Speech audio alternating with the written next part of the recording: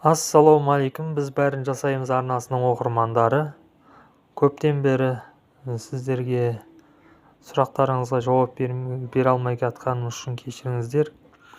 Маған көптен бері комментарияда жазып жатыр.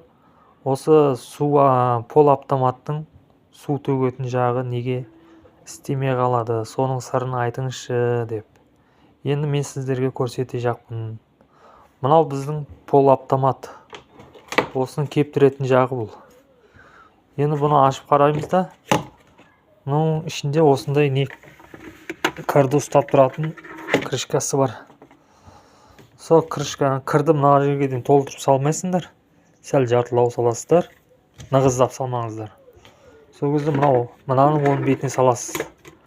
Сол айналған кезде мынау қатты кір айналған кезде сыртқа шығып кетеді или йығылады да.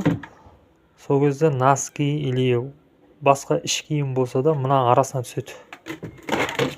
Осының арасына түседі да, тұрған бір тесік бар. Сіздерге көрінбейді ау, маған көрініп тұр. Сол тесіктен циркуляцияның су аққан кезде жаңағы теңге, носки сол барып соған тығылады.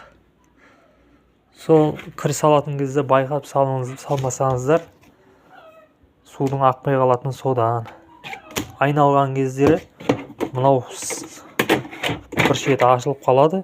Сол кезде носки или теңге ұшады да, ана неге барып тығылады.